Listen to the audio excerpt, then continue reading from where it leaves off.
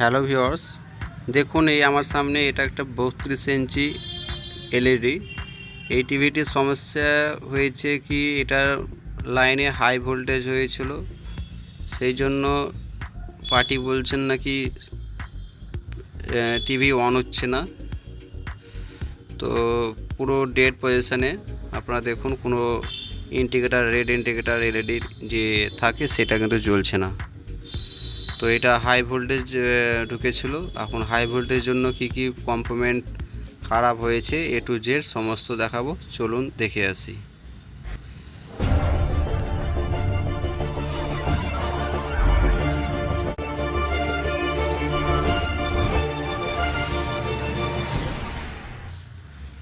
তো ভিউয়ার্স, আমরা প্রথমে যে দেখছেন 32 ইঞ্চির যে ব্যাক প্যানেলটি, তো আগে ক্যাবিনেটটি খুলে নেব এবং দেখব কি কি কম্পোনেন্ট নষ্ট হয়েছে। আসলে এটি হাই ভোল্টেজ হয়েছিল, 220 ভোল্টেজ নর্মালি থাকে, সেখানে 450 ভোল্টেজ হাই ভোল্টেজ হয়ে গিয়েছিল। এখন এই জন্যই এই সমস্যাটি হয়েছে এবং সেই কারণে টিভিটা ডেড হয়ে আছে। তো এটি খুব সহজেই আপনাদেরকে এ টু জেড আপনাদেরকে দেখাবো আমি। তো আপনারা ফুল ভিডিও দেখবেন, কারণ আমি এমনিতেই ভিডিওটি যেগুলো মেন সেগুলোই আপনাদেরকে এখানে বলেছি। যাদের এখনও এরকম এলসিডি এলইডির কাজ শেখার আগ্রহ আছে, তো আমার এই টিপস দেখে আপনারা অতি সহজেই কাজটি শিখতে পারবেন। তো আপনারা কিন্তু কেউ ভিডিও স্কিপ করবেন না, হ্যাঁ। তো আর আমার চ্যানেলে দেখতে পাচ্ছি অনেক যে হিসাবে ভিউয়ার্স আছে সেই হিসাবে সাবস্ক্রাইবার খুবই কম। তো যে ভিউয়ার্সগুলো দেখছেন তারা অবশ্যই অনেক ভিডিও মিস করে যাবেন। তো ওই জন্য ওনাদেরকে বলবো চ্যানেলটি সাবস্ক্রাইব করে পাশে বেল আইকনটি অন করবেন। তো পরবর্তী যে ভিডিওগুলি আপনাদের জন্য লেটেস্ট ভিডিও, একদম এলসিডি এলইডি, একদম এখনকার বর্তমান দিনে এলসিডি এলইডির চাহিদা খুবই বেড়ে গেছে। তো আপনাদেরকে এলসিডি এলইডির কোর্স আমি শেখাবো, হ্যাঁ। তো আপনারা অবশ্যই চ্যানেলটি সাবস্ক্রাইব করে সাথে থাকবেন আর ভিডিও একটি লাইক করবেন। আর যারা চ্যানেলটি সাবস্ক্রাইব করেছেন তাদেরকে অসংখ্য ধন্যবাদ। তো আমরা মেন বিষয়ে চলে আসি, ভিডিও ফুল দেখবেন। দেখুন, আপনাদেরকে আগে প্রথমে বুঝতে হবে যে পাওয়ার সেকশন, যে প্রাইমারি আর সেকেন্ডারি সাইড, যে আপনার টিভি হোক আর এলসিডি হোক, দেখবেন যে পুরো পাওয়ার সেকশন থেকে একটি এসএমপিএসের মাধ্যমে ওখান থেকে প্রত্যেকটি ভোল্টেজ আউট করে। তো সেম এলসিডি এলইডির ক্ষেত্রেও সেটি হয়। তো আমি আপনাদেরকে দেখাবো যে আসলে এই এলসিডির ওই রকমই পাওয়ার সেকশন আছে। তো একটি মার্ক করা থাকে, হ্যাঁ। তো সেই মার্ক করা থাকে ওই সাইডে একটা ক্যাপাসিটর দেখতে পাচ্ছেন 450 ভোল্টের। তো যদি ডেড পজিশন হয়ে যায় তখন কি হয়, ওই সাইডটায় যে মার্ক করা আছে, ওই যে পাওয়ার সেকশন, যেটা এই যে এদিক থেকে যে পাওয়ার সেকশন, ওখানে দেখবেন একটা মসফেট দেখাচ্ছি আপনাকে। দেখুন, এখানে 6টি পিনের একটা আইসি আছে আর এখানে একটা মসফেট আছে। তো এই দুটির জন্য আমাদের এলসিডি মানে খারাপ হয়ে গেলে ডেড হয়ে যায়, মানে পুরো লাইনটাই অফ হয়ে যায়। এবং পাশে দেখছেন কালো মতো একটা কনডেন্সার বা ক্যাপাসিটার যাই বলুন না কেন, তখন ওটাতে দেখবেন যে আপনার 450 ভোল্ট লাইন মানে ডিসচার্জ হবে না, অথচ লাইনটা ধরে রাখবে। তখন ওটা আমাদেরকে একটা কোনো কিছু বাল্বের মাধ্যমে ওটাকে ডিসচার্জ করতে হয়, হ্যাঁ। তো আমি এই মসফেটটি আগে তুলে ফেলবো, কারণ আমাদেরকে এই পাওয়ারের দুটি পার্টসের জন্য সমস্যা হয়। তো আমি আগে প্রথমে মসফেটটি তুলে দেখাচ্ছি। দেখুন, আপনারা এইভাবে আস্তে আস্তে ধৈর্য সহকারে তুলবেন, আর পাশের কোনো পার্ট যাতে রিমুভ না হয়ে যায় সেভাবেই আস্তে আস্তে করে তুলবেন। তো আমার তোলা হয়ে গেছে, আমি এটা এখানে রাখছি এবং আরেকটি দেখাচ্ছি এই 6টি পিনের। তো এই 6টি পিনের যে আইসিটি দেখছেন, আসলে এইখান থেকে কি করে যে অপটো কাপলারের যে সিগন্যালটি আপনার কাজ করে। হ্যাঁ, তো আমরা এই যে ডিএস একটি পাওয়ার মডিউল লাগিয়ে আপনাদের দেখাবো, এবং ওটা লাগালে পাওয়ার বোর্ডটি আবার চালু হয়ে যাবে। তো ওই জন্য আমরা এই দুটি পার্টস তুলে নেব। আগে দুটি পার্টস তুললে আপনার জিনিসটি ভালো চলবে না। তো যদি একটা রেখে আপনি আরেকটা তুলেন তো আপনার কাজটি ভালো হবে না। সেই জন্য আমি এটাকে তুলে নিয়েছি, এবং আপনারাও সেমভাবেই কাজ করবেন। তো দেখুন, এমনিতে দেখলেই বুঝতে পারছেন। তো এটা রাখছি আমি। এই দুটি মাল আপনারা অবশ্যই তুলবেন। তো তারপরে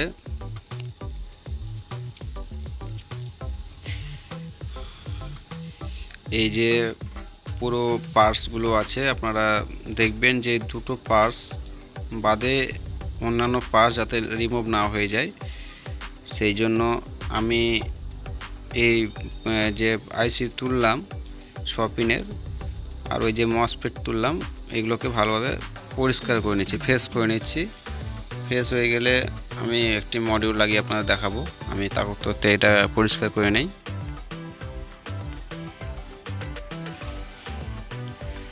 ভিডিওটি ধৈর্য সহকারে দেখবেন, কারণ আমিও চাই যে আমি আপনাদেরকে ভিডিও টিপসগুলি দেখাবো, এবং আপনাদের যেন এইরকম পরিস্থিতির মধ্যে না পড়তে হয়, এবং আপনারা খুব ইজিলিভাবে ঠিক করতে পারবেন। এবার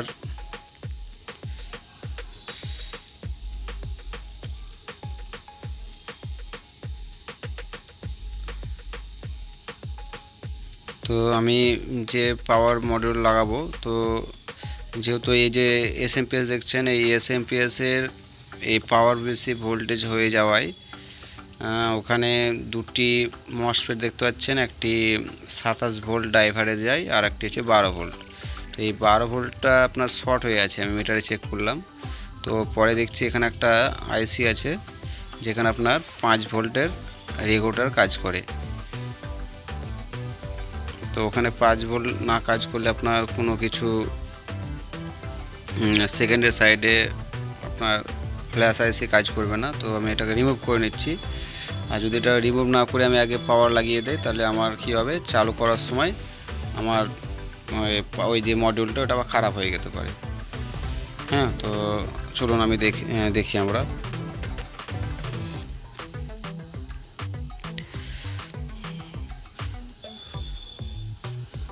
মোট 3টি পার্টস নষ্ট হয়ে গেছে।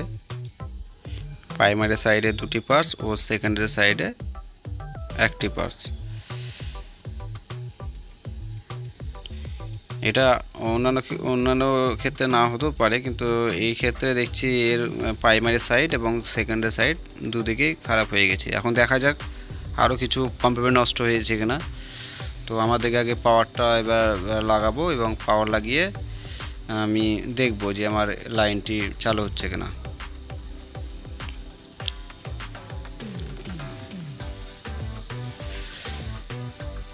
এই জায়গায় দেখছেন মসফেট ছিল, আর এই জায়গায় ছিল আইসি।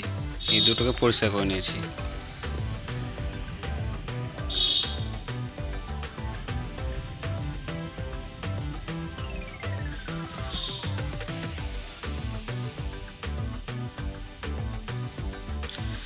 একবার মিটার দিয়ে একবার দেখে নেই। দেখুন আমার এখানে মেগা ওহমস দেখাচ্ছে, মানে আমার শর্ট ছিল, এখন শর্ট আর নেই, মানে শর্টটি কেটে গেছে। ওই যে আপনার দেখালাম না, ওই যে আইসিটি সেকেন্ডের সাইডে 5 ভোল্টের, তো ওটা শর্ট ছিল বলে আমার পাওয়ারটি লাগাছিলাম না, এবং পুরো শর্ট রিমুভ হয়ে গেছে। আমি এটা দিয়ে দেখে নিলাম। তো এই যে আপনার DS0088 এই 5টি তারের এই কানেকশানটি আপনারা দেখুন কিভাবে করতে হয়।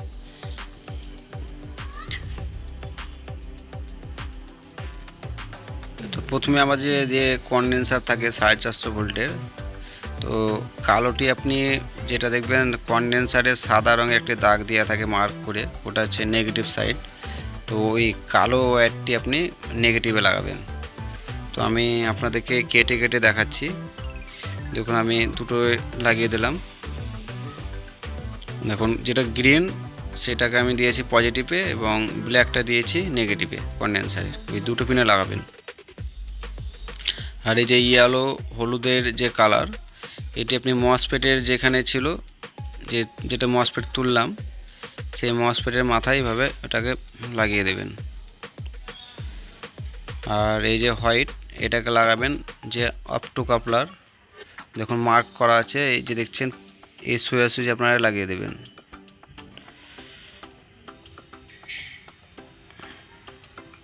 একটু সাবধানে লাগাবেন, আপনারা দেখবেন যাতে একে অপরের সাথে যেন শর্ট না হয়ে যায়। তো এটা আমি লাগিয়ে নিয়েছি।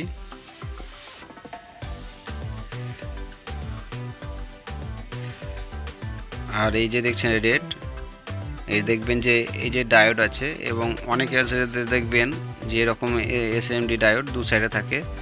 তো আপনারা এই সাইডে দেখবেন, এই দিকটা দেখে কিন্তু আপনারা লাগাবেন, কারণ ওই সাইডেও একটা ডায়োড আছে, ওটা ওই দিকে লাগালে হবে না। আপনারা ওভাবে ঠিক দেখে শুনে লাগাবেন। আমি আপনাদেরকে ভালোভাবে দেখাচ্ছি, দেখুন বোঝাচ্ছি আর একবার। দেখুন এই যে ডায়োড আর ওইখানে একটা ডায়োড দেখছেন, তো অনেক জায়গায় এরকম ডায়োড না থাকতেও পারে, এরকম থাকতে পারে।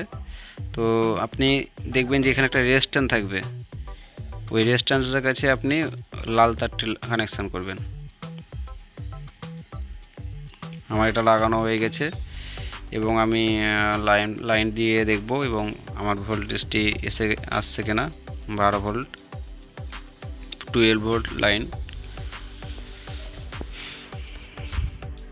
আপনারা ধৈর্য সহকারে ভিডিওটি দেখবেন। তো আমার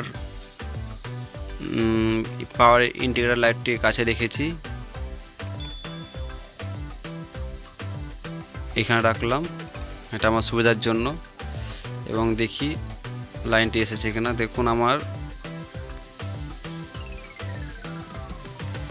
দেখুন এই দেখুন 12 ভোল্ট লাইন এসে গেছে, 12 ভোল্ট। তো মানে আমার পাওয়ারের কানেকশানটি কাজ কমপ্লিট। এখন মেন হচ্ছে যে আমার এই যে 5 ভোল্টের যে একটা আইসি তুলেছিলাম যেখানে আপনার শর্ট ছিল, তো এই মূলত এই আইসিটির বদলে আমি আর একটি আপনাদেরকে বাক কনভার্টার লাগিয়ে দেখাবো। কারণ এটা না লাগালে আপনার এই এলইডি বা আপনার সিস্টেম আইসিতে কোনো লাইন যাবে না, কারণ 5 ভোল্টের মিসিং। তো আমি 5 ভোল্ট, 2 ভোল্ট, 3.3 ভোল্ট, 1.8 ভোল্ট এরকম একটা বাক কনভার্টার পাওয়া যায়, আপনারা মার্কেটে ইজিলি এটা পেয়ে যাবেন। এবং আমার এই কানেকশানটা আমি নিজে করেছি, আপনারা দেখে রাখুন। দেখুন আউট সাইডে মাইনাস প্লাস আছে এবং 5 ভোল্টে আমি জাম্পার করেছি, কারণ যেহেতু এটা 5 ভোল্টের সাপ্লাই লাগবে এখানে।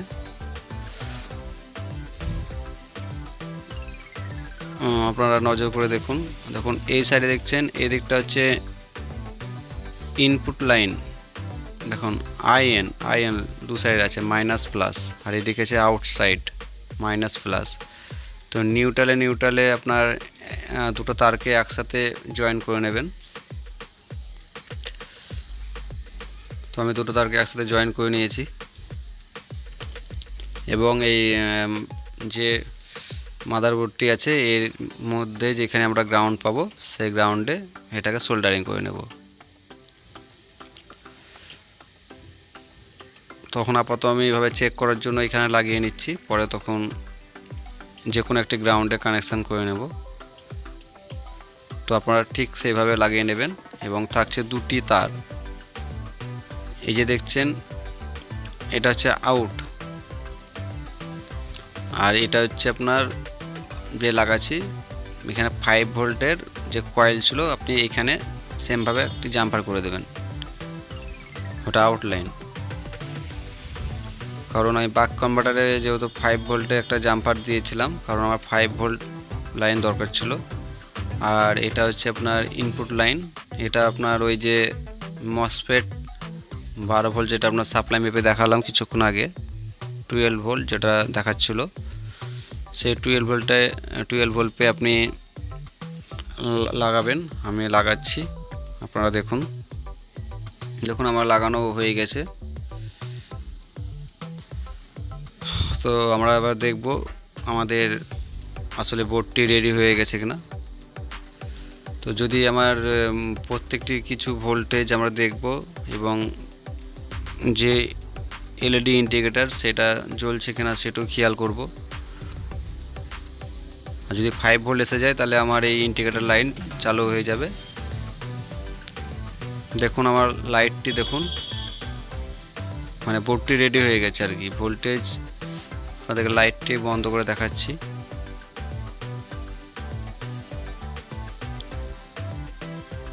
দেখলেন, এবং আবার চালিয়ে দেখাচ্ছি।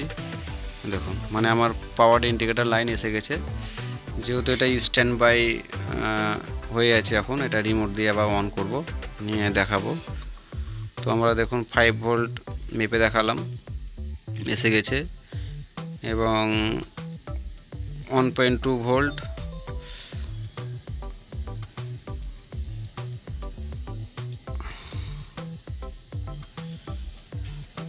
1.8 ভোল্ট,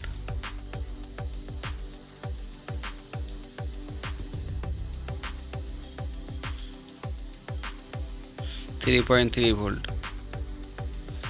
তাহলে আমার প্রত্যেকটি ভোল্টেজ চলে এসেছে। তো আমাদের আর কিছু দেখার দরকার নেই। এবার আমি এটাকে দেখব যে এটা রিমোট দিয়ে চালু হচ্ছে কিনা। তো আমি আগে এটাকে সেভাবে সেটিং করে নেই, উল্টিয়ে আগে দেখি নেই।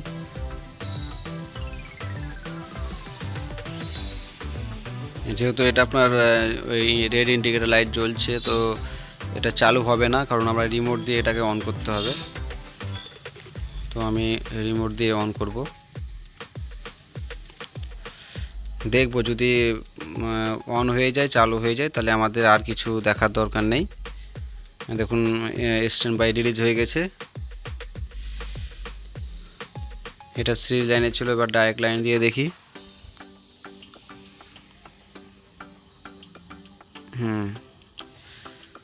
দেখুন আমি দেখতে পাচ্ছি যে আমার প্রত্যেকটি প্যানেলের ভিতরে সাদা লাইটটি জ্বলে গেছে। এবং আমরা একটা উল্টিয়ে দেখে নিই, আমার টিভিটি রেডি হয়ে গেছে।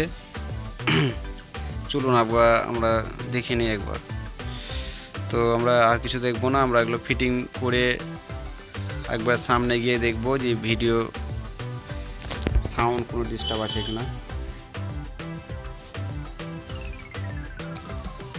তো আমার চ্যানেলে আরও অনেক ভিডিও আসতে চলেছে, আপনারা অবশ্যই ভিডিও লাইক করবেন, সাথে থাকবেন, পারলে অন্যকেও সাহায্য করবেন। আমি এরকমই আরও এলসিডি আরও 2-4টি ভিডিও আপনাদেরকে দেখাবো, যেগুলো আপনারা এই 2-4টি ভিডিও দেখলেই সমস্ত কাজ আপনারা শিখে যাবেন। এর আগে একটা ভিডিও দিয়েছিলাম যে কিভাবে এলসিডি এলইডি ব্যাকলাইট চেঞ্জ করতে হয়। হ্যাঁ, তো এরপরে এই ভিডিওটি দিলাম, এরপরে আরও ভিডিও দেব, আপনারা সাথে থাকবেন। তো দেখুন আমি লাগিয়ে নিয়েছি। এবার ছবি সাউন্ড আমরা দেখব।